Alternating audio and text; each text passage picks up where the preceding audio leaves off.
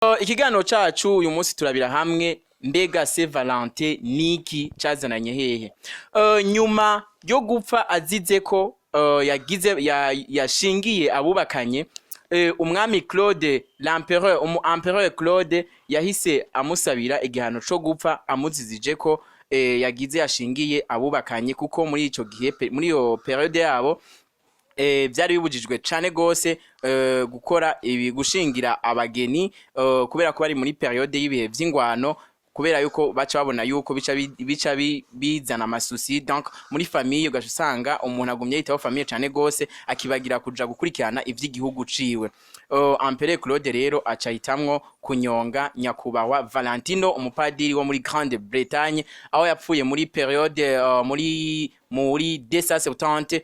aca yitaba Imana. Maze rero ababonye ivyiza vy'uwo mugabo baca bahitamo gukreya uyu munsi witwa ngo n'umunsi wa Saint Valentin twizihiriza le 14 février uko umwaka utashe. Ngira ngo ucubona yuko depuis 270 kugeza 2020 uyu mwaka kabisa uraramvye, uyu munsi mukuru uraramvye cane gose. So guys, abatumire bacu rero uyu munsi tuzaganira vyinshi.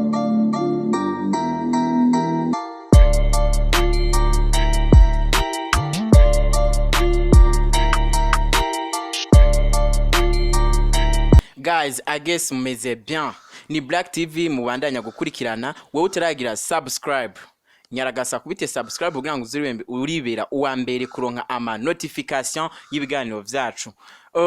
Uyu munsi dufise abatumire bashika batatu. Dufise Mr umwe n'abasile queens babiri. Guys, uyu munsi birashusha.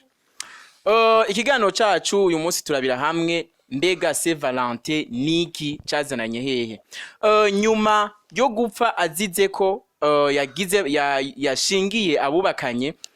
umwami Claude l'empereur Claude yahise amusabira igihano co gupfa amuzizije ko yagize yashingiye abubakanye, kuko muri ico gihe muri iyo periode yabo byari bibujijwe cane gose gukora ibi gushingira abageni, kubera ko bari muri periode y'ibihe vy'ingwano, kubera yuko baca babona yuko bica bizana amasusi. Donc muri famille ugasanga umuntu agumye yitaho famille cane gose akibagira kuja gukurikirana ivy'igihugu ciwe. Empereur Claude rero aca hitamwo kunyonga nyakubahwa Valentino, umupadiri wo muri Grande Bretagne, aho yapfuye muri periode muri 270 aca yitaba Imana. Maze rero ababonye ivyiza vy'uwo mugabo baca bahitamo gukreya uyu munsi witwa ngo n'umunsi wa Saint Valentin twizihiriza le 14 février uko umwaka utashe. Ngira ngo ucubona yuko depuis 270 kugeza 2020 uyu mwaka kabisa uraramvye, uyu munsi mukuru uraramvye cane gose. So guys, abatumire bacu rero uyu munsi tuzaganira vyinshi a propos y'amakado atangwa mbega uyu munsi mukuru les jeunes surtout abakuze bawakira gute muri rusange. Turatangwa rero duha akajambo umusle queen mubona avyibushe w'ibitama binini w'ibishatsi vya bien. Ewana murabona namwe katagase kabisa, ego murabona kameze bien. Aratanga atwibwira akazina atubwire mbega Saint Valentin kuri we niki. Saint Valentin kuri we niki? Akazina kanje nitwa Ingabire Desjardins. Hanyuma ibijanye na Saint Valentin jewe kubganje mbona ko ari umunsi w'abantu bubakanye kubganje, kuko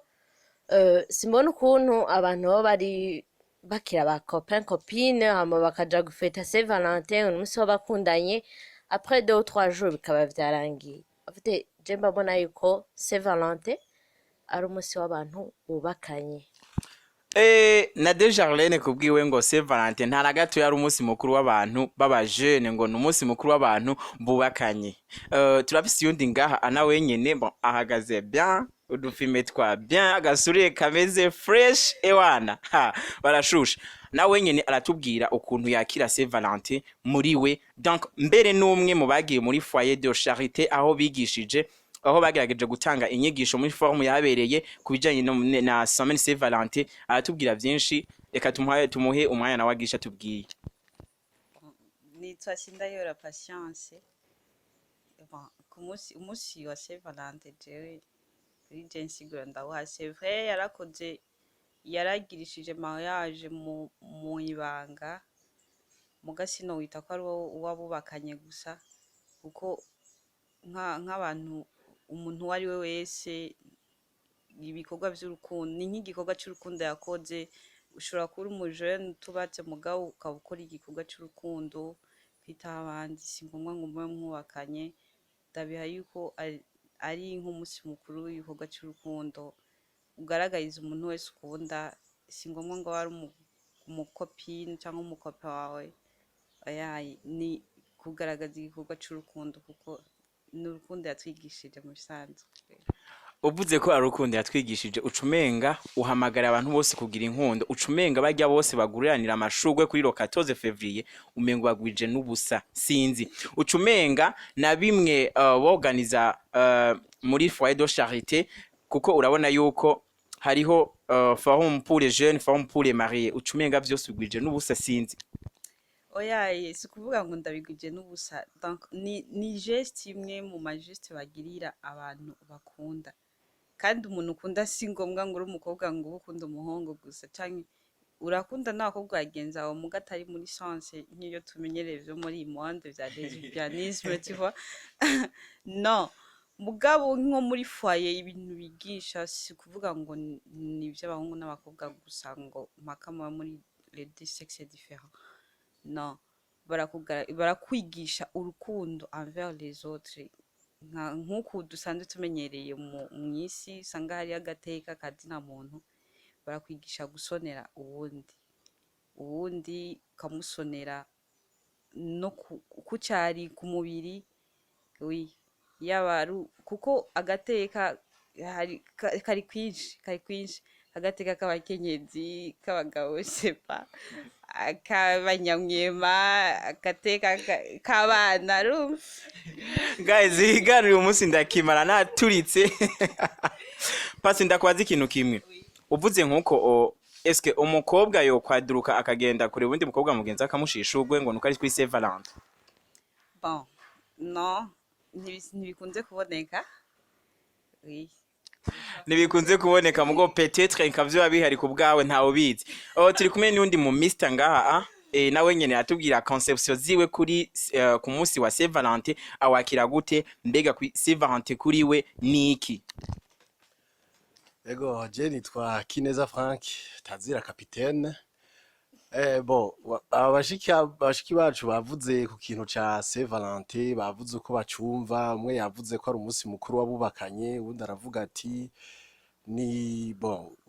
ukugaragaza urukundo hagati mu bantu je nanje ukungene ndabifata canke ndabibona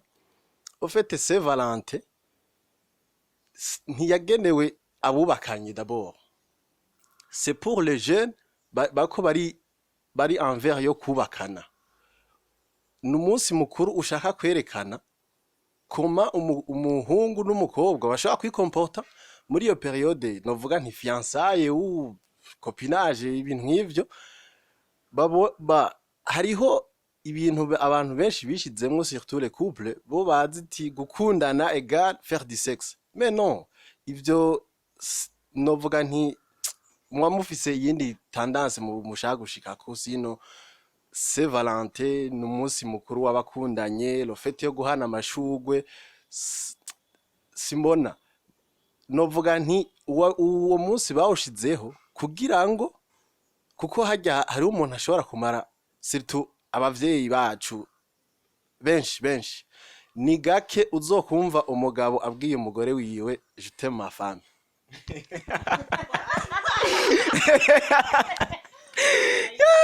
guys ibintu birakomeye ngo ni gake ngo umugabo ngo uzosanga abwiye umugabo umugore we ngo je t'aime ma femme nibaza kari kuri aba basanze bamenyeranye bon nta gushirana kwa guhari we wibaza kari kubera iki kariye mama no urukundo reste actuel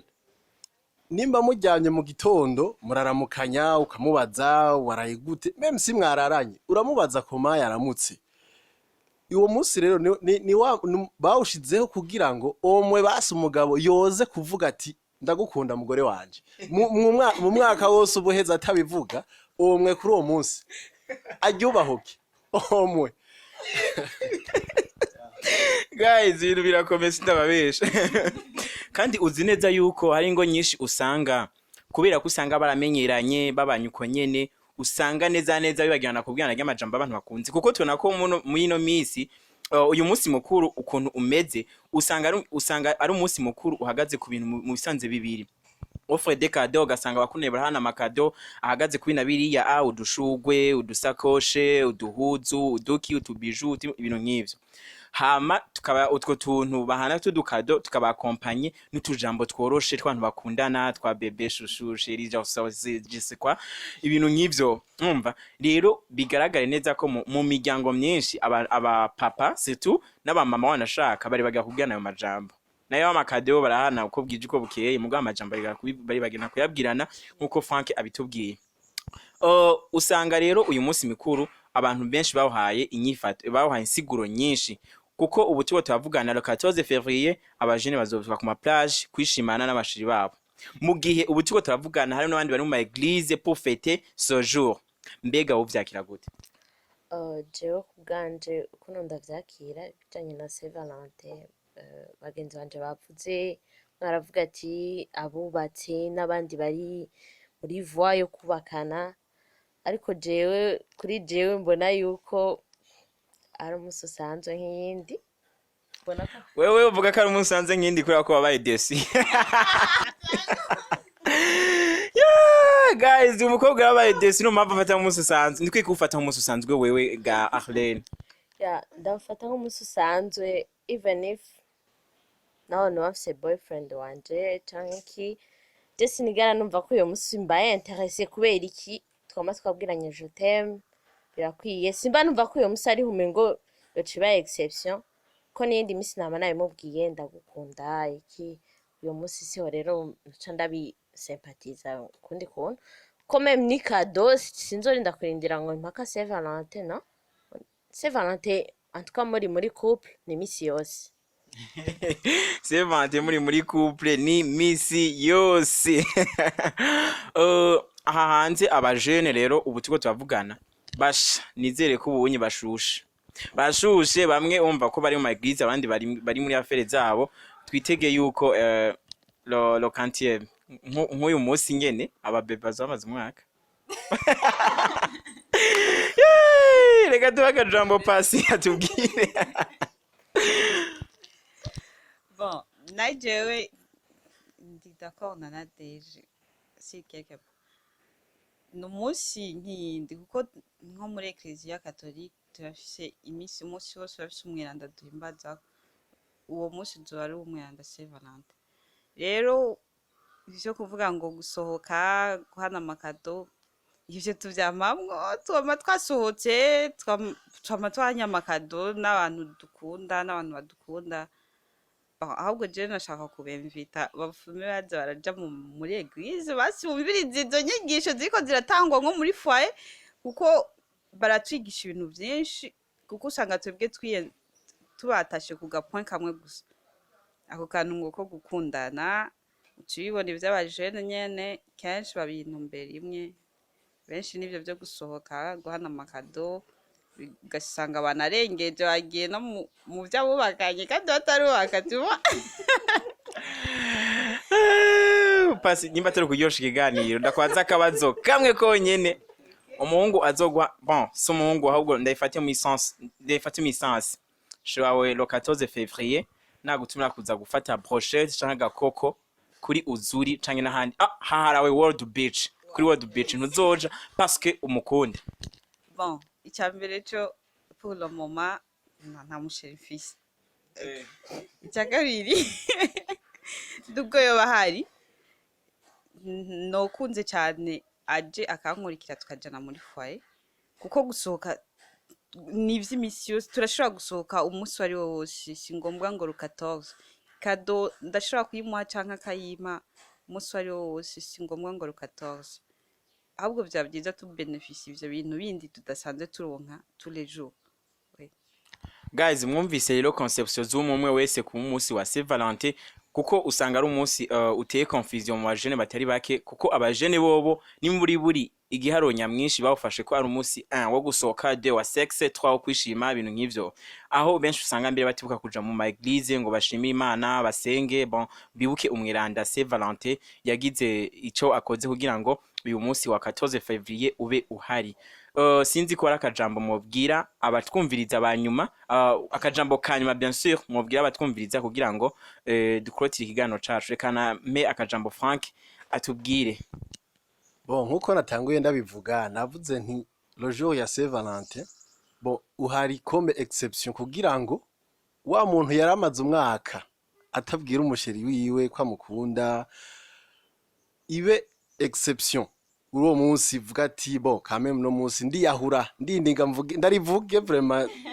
de nouveau hama mushiki wacu hano Pasi yabivuze ko ari ukuja gusenga tugahimbaza umunsi bon wa umweranda Valentin. Yego hariho inyigisho nyinshi umuntu hamenyera, hariho umuntu bon hariho turamenya icari cyo umunsi mukuru wa Saint Valentin kuko hari benshi babivuze bavuze Saint Valentin bumva ko ari gusohoka guhana amashugwe guhana amakado tout consort, mais hariho byinshi badashaka kumenya mugabo ntibazobimenya mu gihe ashaka kuza arasohokera nko kuri World Beach nko babivuze hajyanye ufite ni muri milieu commercial nta muntu azoba hari ngo basigurire nk'ubu bon narabonye mbaze kubona batanguye kuri Ex Petit Suisse hariho bon kwa ibirori barategekanije ibirori none kuri uwo munsi wombwira ko bazofata akanya basigure skese umunsi wa Saint Valentin. Je crois pas kuzoba ari umunsi wo kwishima kuvyina bo ntibazi pourquoi bavyina ntibazi pourquoi bako barawunezerererwa